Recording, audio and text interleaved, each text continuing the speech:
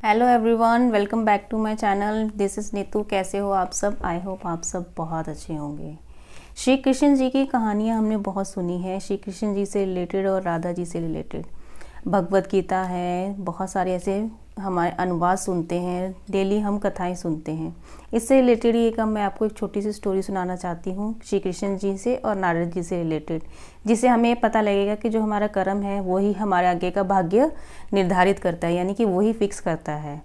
एक बार क्या होता है, नारद जी पूरे विष्णु लोक से निकलकर और पूरे ब्रह्मांड में यानी कि घूमते हैं, और घूमते घूमते वो पृथ्वी लोक में पहुंचते हैं। पृथ्वी लोक पे पहुंचते पहुंचते एक जगह वो जंगल में पहुंचते हैं। जंगल में जाके वो क्या देखते हैं, एक दलदल में गाय फंसी हुई थी।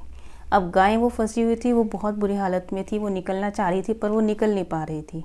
और आते जाते जो राहगीर थे जंगल में, वो कोई भी उनकी मदद नहीं कर रहा था। अब मदद ना करने की वजह से क्या हुआ, गए भी परेशान थे और नारद जी भी बहुत परेशान हो गए कि इसकी कौन मदद करेगा, कैसे मदद करेगा। धीरे धीरे वो नारद जी वहाँ खड़े रहे। उन्होंने सोचा मैं मदद करूँ या कोई और मदद करेगा, इसकी कैसे करेगा। पर वो थोड़ी देर रुक गए। उन्होंने सोचा देखते हैं मनुष्य है, मनुष्य का कैसा स्वभाव है, वो करता है कि नहीं करता है। तो थोड़ी देर इंतज़ार करने के बाद क्या हुआ, वहाँ से एक चोर भागा जा रहा था। चोर ने क्या किया, दलदल थी, दलदल में गाय को फंसे देख के मदद करने की जगह उसने क्या किया, गाय के ऊपर से छलांग लगाई पैर रखकर और आगे को दौड़ लिया। जब आगे को दौड़ा, थोड़ी सी दूर जाके उसे क्या मिला, सोने के सिक्के की एक पोटली मिल गई। वो बड़ा खुश हुआ और चला गया वहाँ से। नारद जी ये देख के बहुत हैरान हुए कि गाय की मदद नहीं की, उल्टा और उनके ऊपर पैर रख के वहाँ से छलांग लगा के भाग गया चोर। अब नारद जी को बड़ा गुस्सा आया। अब नारद जी वहाँ पे लेकिन खड़े रहे। अब सोच रहे कि गाय की कौन मदद करेगा।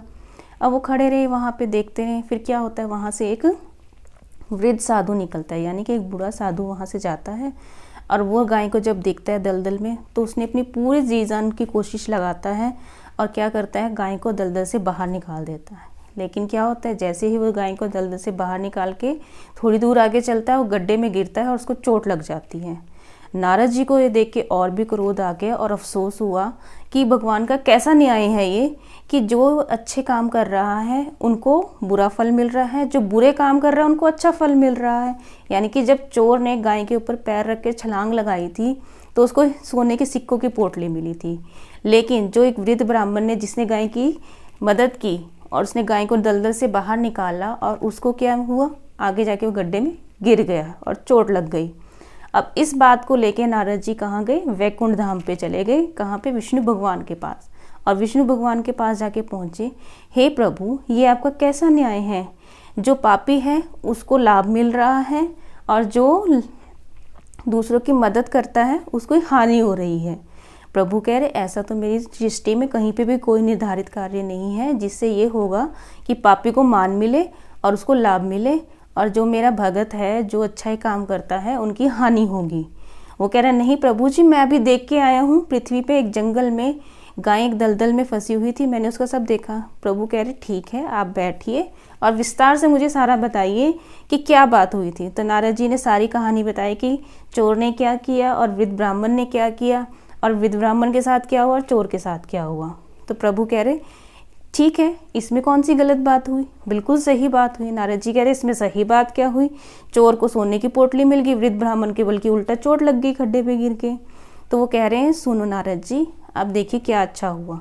जो चोर था वो सिर्फ एक सोने की कुछ सिक्के के सोने के सिक्के लेके क्या हुआ, खुश हो गया।